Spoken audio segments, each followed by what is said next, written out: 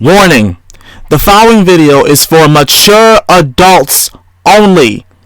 It is not for the highly sensitive, children, socially awkward, immature weirdos. If for some reason you do not like what is being said and shown, go watch a cat video. Okay? This channel is not for you. You don't like what is being said, you don't like what I'm saying, you don't like anything that's being shown, go watch something else. Don't waste your time here. If you comment, I'm going to delete it. Thank you. Okay. It's been a minute since I did this. A good portion of you wanted me to continue with the next installment of this. What if Ash woke up on time? This one is in the Hoenn region. The only thing that would probably suck about this is if he loses again. That's the only thing that would suck. Along with the fact that he didn't compete, if he didn't compete in the Battle Frontier, which wouldn't make sense either. Because like I said before, Ash is battle ready. He always wants to battle, so that wouldn't make sense. But before I even get there, let's have a look at what he portrays this to be. Oh, by the way, this is Enter the Unown. What if Ash Ketchum woke up on time on the day he picked his starter? What if he'd had his first choice and not been forced to take Pikachu? Well, in the first two parts of this ongoing series, I attempted to answer those questions for the Kanto and Johto portions of his journey. If you haven't seen those videos, then you should probably watch them first. They'll be linked down in the description. Today we're moving on to Hoenn to see just how the lessons he's learned will help him on his way. As we established in the last part, Ash has left the bulk of his Pokemon back in Pallet Town with Professor Oak. Right. When he arrives in Little Root Town, Blastoise is the only Pokemon he has on hand. In the alternate timeline, Ash's Pikachu is sick from an encounter with Team Rocket when he arrives in Hoenn. That's not the case here, so he heads straight to the Pokemon Lab for a meeting with Professor Birch. May is there when he arrives, and thanks to the lack of Pikachu and Team Rocket, her bike hasn't been electrocuted. When Birch shows off the Hoenn starters to Ash, the Pokemon protagonist's genius is truly on show. Trickle! So is it a water type? No, Ash. Yep, that seems about right. May decides to start her journey with Torchic, and even though her bike is fine, she wants Ash to accompany her, so they set off to Oldale Town together. I blame that solely on the dubbing of the show. I truly think that they did that by mistake, made Ash sound stupid. Either that, or it was still the anime that they did that, which makes it even more of a bad thing. If the anime did that on purpose, like the raw anime of this, rather than just the dub. Nothing of much importance happens there, so we can jump right ahead to Petalburg City. That's where Ash meets May's brother Max and her father Norman, the gym leader. As Ash only has one Pokemon in his party, he can't have an official gym battle just yet. Norman offers to battle him anyway in a one-on-one with no badge on the line. Ash sends out his Blastoise, Norman chooses Vigoroth, and to Max's horror, after a close-fought battle, the water starter gets the win. Norman is briefly shaken after the loss, but he recovers quickly to congratulate his young opponent. Ash will need 3 Pokemon before he can challenge the Petalburg gym officially though, so for now it's time to head off. May and Max decide to tag along, so we've got a trio of travelers leaving the city. When they reach Petalburg Woods and take a lunch break, the lack of Team Rocket comes into play once more. In the original timeline, Jesse and James steal the prepared lunch, so Max gets out some chocolate which attracts a Tailo. Without the flying type there to steal Max's chocolate, there's no encounter for Ash, so no Tailo today. At this point, Brock catches up with Ash, deciding to join him for another journey. Leaving all of his rock-type Pokemon back at the pewter gym, Brock has only brought along Psyduck with him to Hoenn.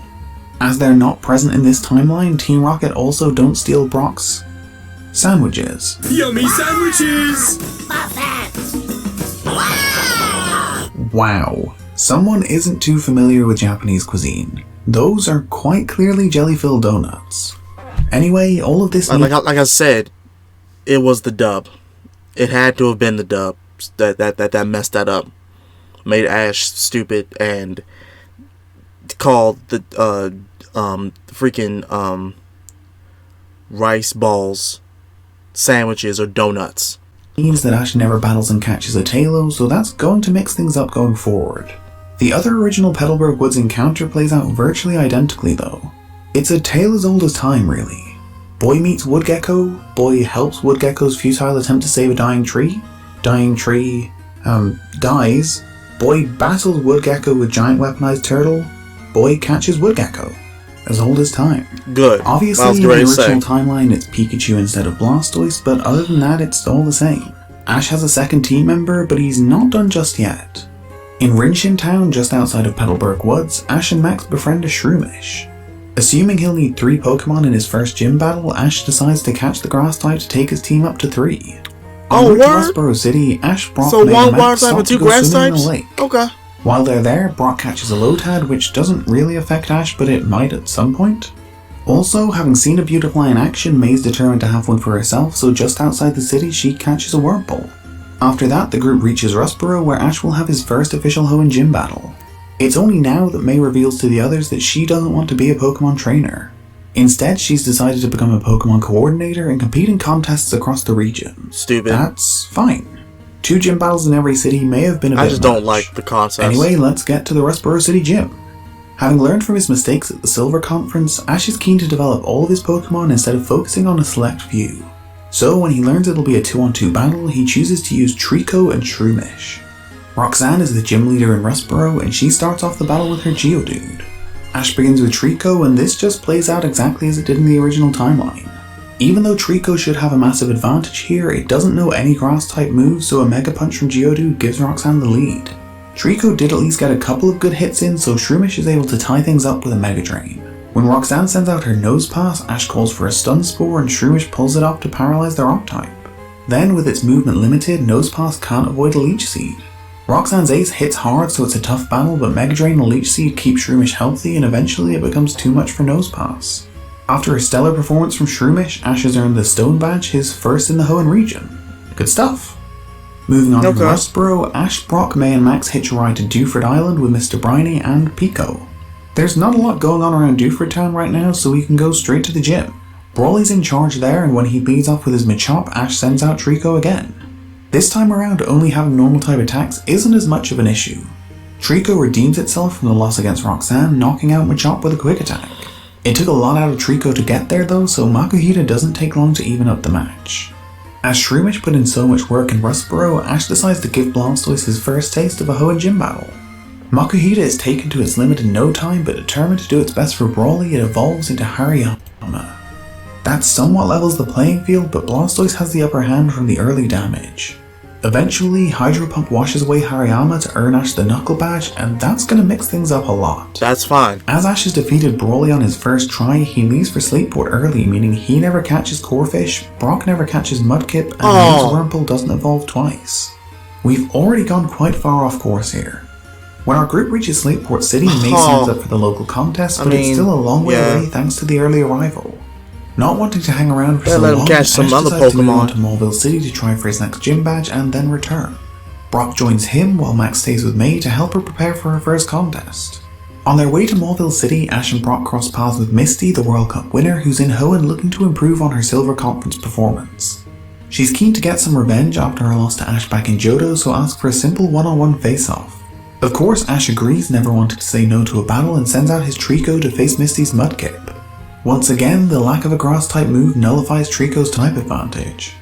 It's a back-and-forth battle, but Mudslap gives Misty's newest team member a big advantage. Mudkip's able to slam the half-blind Trico with a multitude of tackles, and just like that, Misty has won. Ash tries to hide his disappointment, but the loss hurts him. Misty celebrates with her Mudkip, and after saying her goodbyes to Ash and Brock, gets back on the road. Before they make it to Mauville City, Ash teaches Trico to use Bullet Seed.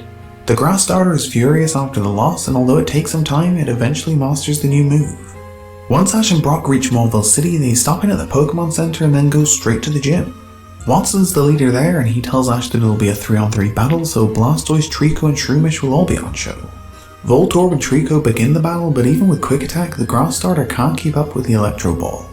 Sonic Boom knocks out Trico, so Ash is forced to send out Blastoise as a replacement. Voltorb rolls rapidly towards Blastoise as Watson calls for self-destruct, but Hydro Pump sends it flying back to the far wall of the gym, making it an almost pointless sacrifice. When Magnemite replaces Voltorb, it starts out with a Swift. Blastoise then misses with a Hydro Pump before a Thunder Wave leaves him paralyzed. Looking to avoid any big hits, Ash calls for Dig, so Blastoise tunnels underground. When he surfaces, Yeah, that's right, his Blastoise does know how to learn below, Dig. sending it crashing into the ceiling. That leaves Watson with only one. Magneton is up last, but when Ash calls for another Dig, Blastoise can't move. That allows Magneton to fire a Zap Cannon barreling into the motionless water type, tying up the match once more. Shroomish enters the battle last and starts by going for a Leech Seed. The attack lands, tying up Magneton, but it doesn't last long. Metal Sound shreds the vines, allowing Magneton to press on and attack with Spark. Shroomish is blasted back but recovers in time to counter with a Mega Drain, although it barely seems to affect Magneton. Backed into a corner and weak from the hits, Shroomish glows bright and evolves into a Breloom. Watson ignores the new development and calls for Spark once more. When Magneton closes the distance though, Breloom swings and connects with a powerful Mach Punch. The Inch Perfect attack scores a critical hit, knocking out Magneton to hand Ash a last gasp win. Once he's heaped praise on the newly evolved Breloom, Ash receives his Dynamo badge from Watson and leaves the gym. After returning to Slateport City, Ash and Brock catch up with May and Max. Grass type, and a In grass their weeks fighting. apart, May's Wurmple has evolved twice, reaching its final stage. The Slateport contest plays out exactly the same as the original timeline. Nobody cares about Drew, that. a trainer May met while the others were in Mauville, ends up defeating her in the battle stage, but falling to Robert in the final. May is disappointed, but determined to improve and more keen than ever to become a Pokemon coordinator. That's it for Slateport City, so it's time to move on to Fall Arbor Town. On their way there, while traveling back through Mauville, Ash finds an Electrike near the power plant. Eager to catch a new Pokemon for his team, he battles it with Trico, wearing it down enough for the catch. Then, on their way to Fall Arbor, May comes across a Skitty who appears to be ill. After bringing it to an aromatherapy lab called the Greenhouse, May waits for it to return to full health before offering it a place on her team. Skitty decides to join her, so that's another new Pokemon for our group, but again, it's not that important as it pertains to Ash. When they reach Fall Arbor Town, May enters the contest there, and as she did in the original timeline, she wins. Oh, who saw that coming? After that, it's time to move on to Lavaridge Town, the location of the next closest gym. When they arrive there, Ash still wants to prove he can make it without Blastoise, so decides to face off against the Fire-type gym leader without his ace. Oh lord. Flannery's trio of Slugma, Magcargo, and Torkoal actually pick up a narrow win over Trico, Electrike, and Breloom, so Ash goes away to do some training. In a double battle where Trico and Electrike are facing off against May, Skitty, and Torchic, Trico evolves into a Grovyle, learning Leaf Blade in the process. Okay. With one of his three powered up, Ash returns to the gym, and that makes the difference. Breloom manages to eliminate Slugma and Magcargo, so Ash ends up in a 3-on-1 against Torkoal. Although Breloom and Electrike both fall, Grovyle scores the knockout to earn Ash the Heat Badge. With that out of the way, the group leave Lavaridge Town and head through the Valley of Steel. Okay. While they're there, Ash finds a Torkoal being attacked by a number of Steel types. Thinking back to his battles with Flannery, Ash calls for the Torkoal to use Overheat, and that takes care of the attackers. Impressed by its power, Ash offers the Fire type a place on his team. Torkoal is overjoyed by the offer and joins up with Ash, so he has 5 so Pokemon he still gets the now. Torkoal. Good. Alright, honestly, nothing of real value happens to Ash until they return to Petalburg City, so let's run through the couple of things that did happen. Everyone makes it to Verdant Turf Town safely, where May enters a contest, and she wins again. That is her second ribbon. Good work, May. Brock's Lotad then evolves into a Lombre, and yeah, that's it. We're back to Petalburg. The situation that greets our group's return is a little bit messy. Norman? It's Mom! I'm going anywhere but here. After Norman's marriage almost falls apart though, we can get into the gym battle. This one doesn't actually change too much from the original timeline. Breloom replaces Pikachu, managing to defeat Slackoth and badly injure Vigoroth before being knocked out. Torkoal then finishes the job against Norman's Vigoroth before Slacking takes us into a 1-on-1. Finally, Grovyle takes a beating, but Leaf Blade ends up defeating Slacking to earn Ash's 5th gym badge. Slowly but surely, Ash is proving to himself that he can get by without Blastoise. That'll do it for Petalburg, so let's move on. While traveling towards Fortree City, Ash and friends run into Misty once again. Looking to even things up after the loss outside of Mauville City, Ash challenges her to a battle. Ash selects Electrike, knowing Misty's water-type preference, and she calls on her Garabus. It's a back-and-forth battle, but Garabus seems destined to triumph when Electrike suddenly begins to evolve. After the evolution, Manectric has a second wind and turns things around to get the win. Misty's frustrated by the loss and says a quick farewell before leaving to return to her training. A little further down the road, May is literally kidnapped by a Skarmory. That's not great, or is it? This leads to May meeting a Bulbasaur who ends up joining her team, so not the worst kidnapping ever. In Rubello Town between Morville and Fortree, May enters a contest and loses. Drew wins though, so it's nice for him at least. To cheer her up though, May enters the Crossgate Poké-Ringer, which she wins with Beautifly. In the original timeline, Ash won with Swellow, but without any flying types on hand, he can't even enter this time around. James knocked May out originally, but he's not here either, so she picks up the win. Seriously, everything that happens for the time being is about May. After arriving in Fortree City, everyone meets Winona, who seems to be responsible for May's kidnapping. Ash is told that he has to wait a few days before Winona can battle him, so after learning that she's a flying type specialist, he asks for a double battle with May. He asks her to use Torchic and Beautifly against his Grovyle and Breloom so he can practice battling with a type disadvantage. After Beautifly is knocked out, Torchic evolves into Combuskin and defeats Breloom with a peck. Grovyle still manages to pick up the win, but again, mostly about May. Anyway, after a couple more days of training, Winona's ready to battle, so she invites Ash to the gym. They get things going and the beginning plays out just like it did in the original timeline. Grovyle faces Altaria and uses its exceptional speed and agility to overcome the disadvantage. After taking some damage, Ash decides to switch Grovyle for Manectric when Pelipper's sent out. Even though Winona's come up with strategies to deal with electric types, they aren't enough to save her Pelipper. Spark only has to land once to give Manectric the win and leave Winona with one. The last member of her team is a shiny Swellow, which, yeah, that's pretty cool.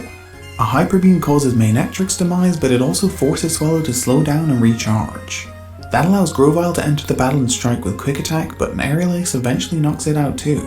After taking a couple of gym battles off, Ash is happy to use Blastoise once again. With the damage dealt by both Manectric and Grovyle, Blastoise doesn't even have much work to do.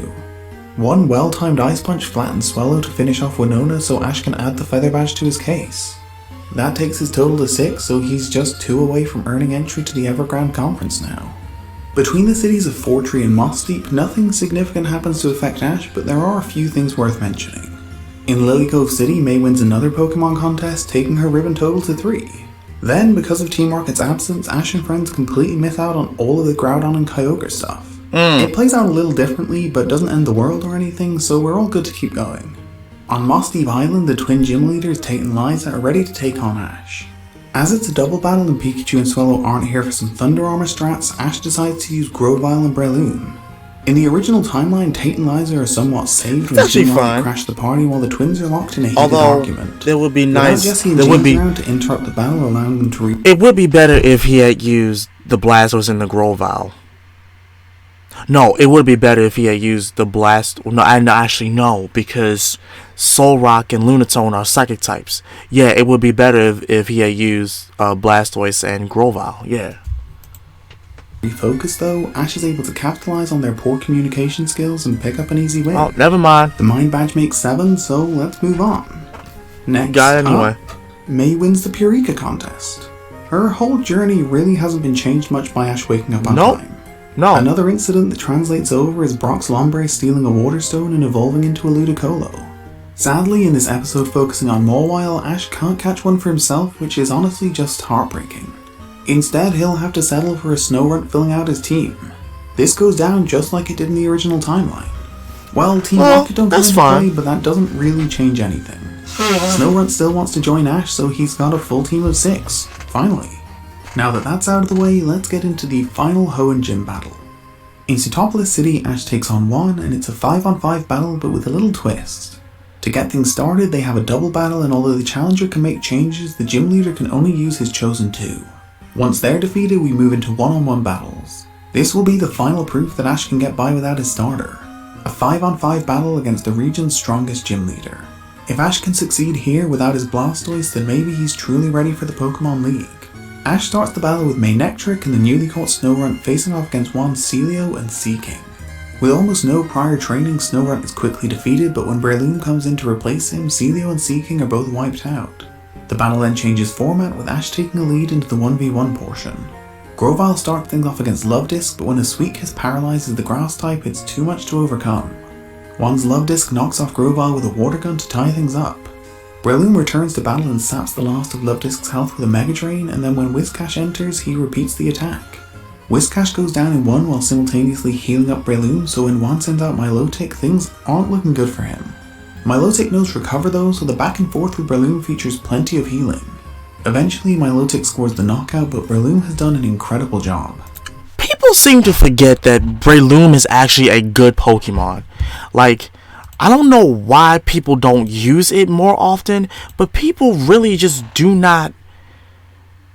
They just believe. I don't really see anyone using a Breloom that much, and if they do, it's like very it's very low. Like, for some reason they think these Pokemon, these kind of Pokemon like Breloom are just weak and not, available for not available, but not, really good. They are actually good.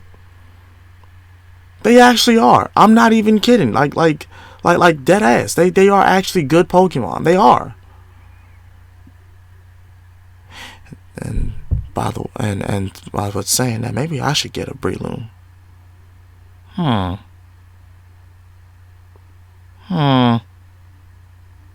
think about it.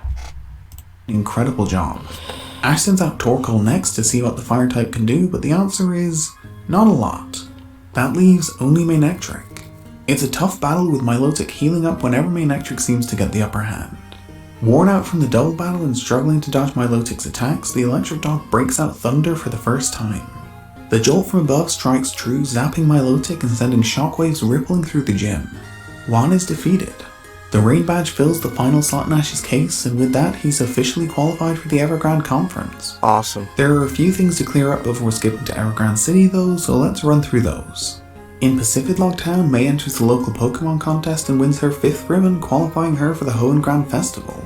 Also, on the way back to Slateport, she adds a Munchlax to her team. I know I've said this before, but this series concept has not affected May in the slightest. What else?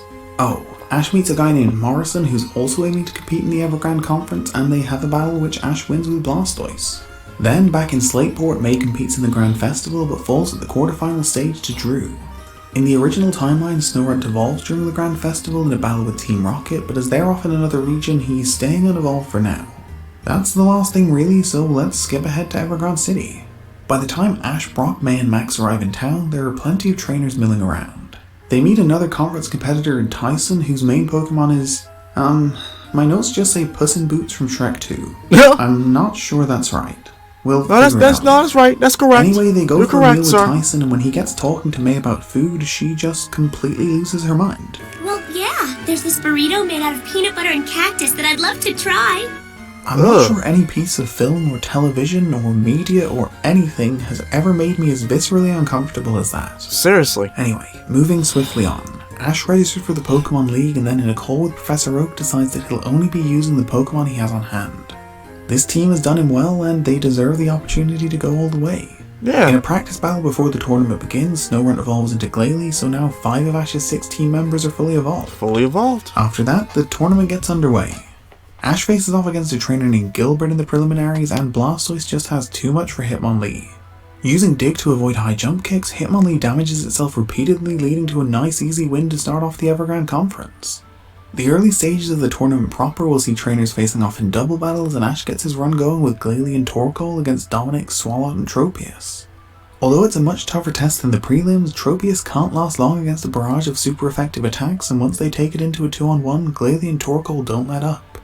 Swalot falls too, meaning Ash progresses, with one more win securing him entry to the Victory Tournament. The last trainer standing in his way is Clark. Against his Charizard and Quilava, Ash calls on Manectric and Grovyle. It starts out a little bit slow for Ash, but once Quick Attack and Thunder combine to wipe out Charizard, it's another fairly simple 2-on-1. When Quilava faints, Ash celebrates with his victorious Pokemon, knowing he's made it into the top 32. As he's been watching on in his off time, Ash knows that all of his rivals made it through to the Victory Tournament too, but he avoids them all in the round of 32 draw. Instead, for the first full battle of the Evergrand Conference, he'll be taking on Katie. They begin on a rock battlefield with Ash's Torkoal going 1-on-1 against Katie's Venomoth. After landing a Stun Spore though, she immediately switches out to her Golduck, who's able to pick up the win with a Hydro Pump. That is Katie's strategy through and through. Smart plays, quick switches, always keep things moving.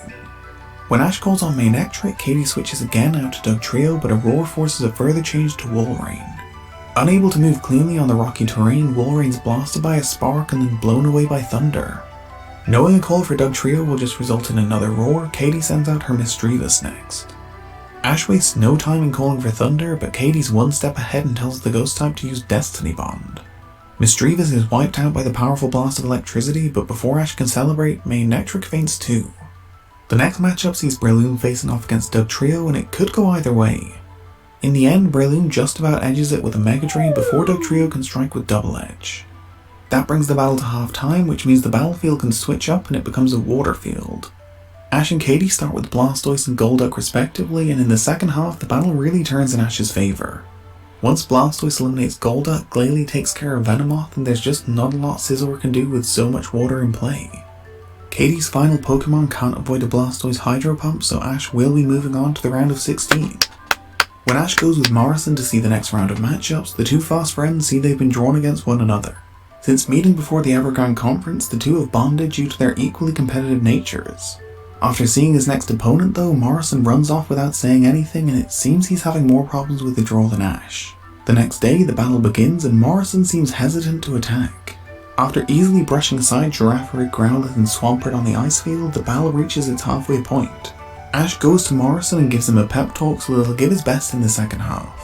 That spurs Morrison on, so Steelix, Gligar and Metang do much better, but it's too little too late. Yeah. Ash wins the battle with Blastoise, Grovyle and Breloom still standing, meaning he'll be fairly fresh for his quarterfinal matchup. Sir. Down to the final I'm gonna say this right now. I shouldn't have to say it, but I'm gonna say this. When you're fighting your friends in a battle, that shouldn't discourage you. You know? Like, for my friends, I'm not going to get discouraged if I win or lose against them. They're still my friends at the end of the day. It'd be different if you were friends with a bunch of dicks, you know? With a bunch of assholes who rub it in your face. Or get all pouty and immature because you won against them and they lost. It would be different if that was the case, but it's not. As long as you got good friends, you know, you should be fine. Yeah. The conference organizers make the draw, pitting Ash against Tyson. When the quarterfinal gets going, the beginning plays out just like it did in the original timeline. Ash's Glalie and Tyson's Sceptile start out with an Ice Beam and a Solar Beam respectively, and the two attacks collide, causing an explosion that knocks out both Pokemon. The second face-off of the battle sees Tyson's Shiftry taking on Ash's Torkoal, and again this is identical to the original timeline. After taking some serious damage, Torkoal connects with a Flamethrower for the win. Hariyama's up next, and yeah, we're still staying on course. Ash's wake-up time really hasn't changed anything yet. Hariyama's Thick Fat makes it easy to close the distance, and a Brick Break crushes Torkoal to tie up the match. Ash calls on Manectric third, so we're finally leaving the path of the original timeline. When Tyson calls for an arm thrust, Manectric leaps out of the way and hits Hariyama in the side with a crunching spark. With the damage already sustained from Flamethrower, the attack finishes off Hariyama, taking us into half-time. The battlefield switches from grass to rock at the half, and when the battle restarts, Ash selects Blastoise and Tyson calls on Donphan. Tyson tries to nullify Donphan's disadvantage by calling for Sandstorm and then Roll Out. Blastoise can't see his opponent and gets slammed by Donphan, but Ash eventually calls for Dig to help him avoid the continuing attack. After biding his time underground while the Sandstorm dies down, Blastoise surfaces behind Donphan and blasts it with a Hydro Pump. The super effective attack sends Donphan straight into the inner wall of the stadium, knocking it out to stretch Ash's advantage to 2. Tyson sends out Metagross next, and the pseudo-legendary takes advantage of Ash's tiring team. A devastating Meteor Mash leaves Blastoise weak, and after scoring a hit with Hydro Pump, Psychic finishes the job. Then Manectric returns to battle and connects with Thunder before Hyper Beam wipes him out too. When Grovyle enters the battle, Metagross is recharging, so the grass type can freely pepper it with Bullet Seed. Focusing all of its attacks on one spot, Grovyle badly weakens Metagross, and when the two come together with a Leaf Blade and Meteor Mash landing simultaneously, both Pokemon faint. That performance from Metagross has pulled Tyson level with only one Pokemon left for each trainer. Meowth and Breloom enter the battle and immediately get to work. Breloom sends a Leech Seed flying towards Meowth, but it slashes through it instantly and pushes forward to strike with Iron Tail. Breloom is forced backwards but counters with a Dynamic Punch that Meowth manages to dodge. Slash lands for the geared up Meowth as another Dynamic Punch is easily avoided. Aside from a Mega Drain, Breloom struggles to land anything of note. With Meowth in complete control, Ash calls for his Solar Beam as You Tyson better not have orders him Meowth lose to a close the freaking distance Meowth. and attack with Slash once more. Before Breloom gets going though, Ash calls an audible and shouts for Dynamic Punch, and Meowth's complacency catches it out. Expecting a stationary opponent, Meowth's approach is careless and predictable, allowing Breloom to land a powerful Dynamic Punch right on the cat's jaw. It's not quite enough to take down the determined Meowth, but with confusion setting in, Breloom's firmly in control.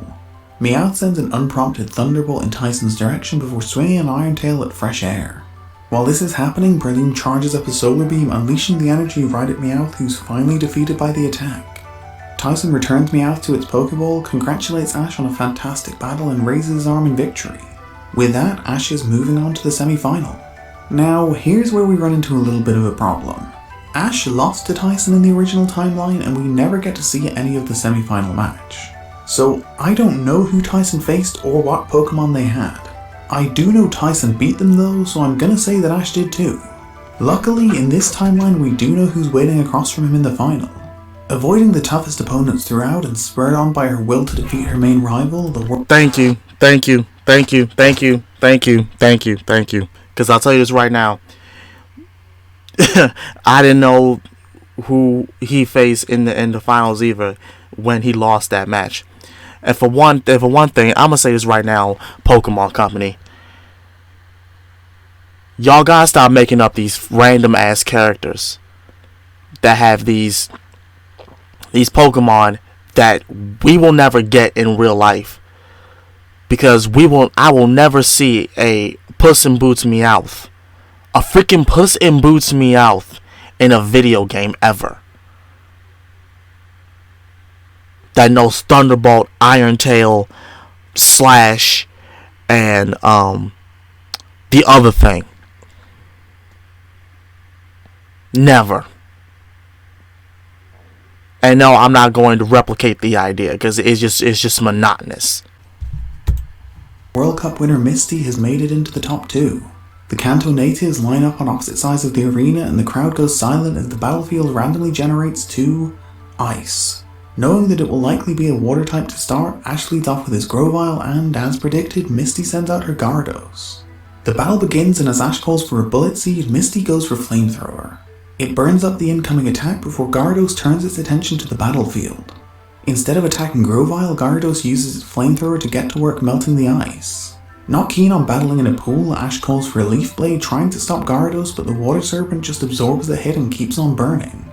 Eventually, there's no ice left to stand on and Grovyle splashes down into the water. Before Flamethrower can be directed towards the Flailing Grass type, Ash recalls Grovyle and sends out Manectric. It may not be the best swimmer, but an all-water battlefield does offer up some advantages. As Manectric attempts a Spark though, Misty makes a switch out to her Quagsire. The partial ground type soaks up the hit with ease and then sends a Mudshot splatting into Manectric's face. With reduced visibility and limited movement in the water, Manectric can't get close enough to use Bite, and a second Mudshot earns Misty the first win of the match. Ash calls on Glalie next, who's unaffected by the pool below as he floats above the battlefield. After dodging a few attacks, Glalie connects with an Ice Beam that freezes Quagsire, allowing Glalie to strike a motionless target with Headbutt to level up the match. Misty sends her Gyarados back out next, and without the threat of electric attacks, the Water Flying type is free to cut loose. Glalie and Gyarados exchange attacks with Ice Beam and Flamethrower both connecting, but it's Gyarados who picks up the win. Ash calls on Blastoise next, desperate to get back in front before the break. There are a few icy platforms on the field thanks to Glalie, but Gyarados is definitely more comfortable navigating the battlefield. Still, when Misty calls for Bite, Gyarados is forced to move in close. As it crunches down on Blastoise's arm, he swings a wild Ice Punch with his free hand, smashing into the side of Gyarados' head for the knockout. Garbus enters the battle next, and this could definitely be a problem. Gliding through the water at an incredible pace, there's just no way Blastoise will be able to keep up here. Ash decides to make the switch out to Torkoal and just see what the fire type can do. Stranded on a small icy platform, Torkoal is about as far outside its comfort zone as is possible. Still, when Ash calls for an overheat, there's no reason not to execute it. It actually makes contact with Garbus, even burning the water type, and leaves the whole arena filled with a billowing cloud of steam. The heat melts all of the ice remaining in the pool, and once Torkoal plops into the water, there's nothing left to do really. A Garbus Hydro Pump blows away Torkoal, so Misty takes a 3-2 lead into the break. Don't tell me you're gonna make Misty win. The battlefield randomly generates a water field. That's not ideal. At least this time there are set platforms. The battle gets back underway with Misty's Wolverine taking on Ash's Breloom. It's a pretty even matchup with plenty of super effective attacking options for both sides. Breloom happily leaps between platforms, attacking with Mega Drain and swinging with dynamic punches, while Misty calls for countering ice beams. Eventually, Breloom strikes true with a dynamic punch, knocking out Wolverine to take the match back into a tie. Misty sends out her Starmie next, and this one's also fairly even. Breloom has taken on a lot of damage from Wolverine though. After a single Mega Drain, Starmie's Psychic casts Breloom aside to put Misty back in control. Blastoise returns to battle next, and after exchanging a few attacks, Starmie flies through the air for a rapid spin. Blastoise catches it before the contact though and sinks his teeth down into Starmie for a super effective bite. That's another knockout for Team Ash. Garbus comes back out next, but the burn inflicted by Torkoal has really taken a toll. The worm on a string manages to connect once with Psychic after an ice punch, but ultimately the pain of the burn overwhelms Garbus, who faints, leaving Misty with only one. Swampert enters the battle, and right as Ash calls for an ice punch, Misty calls for Bide. Swampert stands still, absorbing an ice punch and a bite before unleashing the stored energy, which cuts through the weakened Blastoise easily, leaving us in a one-on-one. Grovyle re-enters the conference final, still fresh after a short bout with Gyarados, and locks eyes with Swampert. Misty calls for an Ice Beam and Ash a Leaf Blade as Grovyle darts from platform to platform. Before making it close enough to land the attack, Grovyle is clipped by an Ice Beam which knocks it off balance and into the water. Just as Grovyle returns to a floating platform, Swampert's muddy water sends a wave thundering across the battlefield, knocking it back into the pool. Every time Grovyle digs deeper, Swampert seems to have an answer. With virtually nothing left in the tank after an Ice Beam, Grovyle through sheer determination and will evolves into a Sceptile. When Ash calls for Leaf Blade now, Sceptile's speed is frightening. Ice Beam goes miles wide of the mark, and Muddy Water only serves to obscure Swampert's view. With a wave blocking its sightline to Sceptile, it's not until the last split second that Swampert sees the Leaf Blade slicing down from above. The strike lands across the top of Swampert's head, the force of which shatters the platform on which it stood. Swampert is knocked out, meaning Misty is out of usable Pokemon, and Ash has won. After all of the challenges he's faced, Ash has finally been crowned a champion.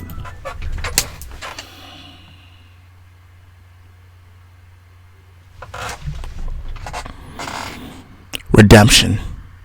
Redemption for you, Mr. Enter the Unknown. Thank you. Thank you.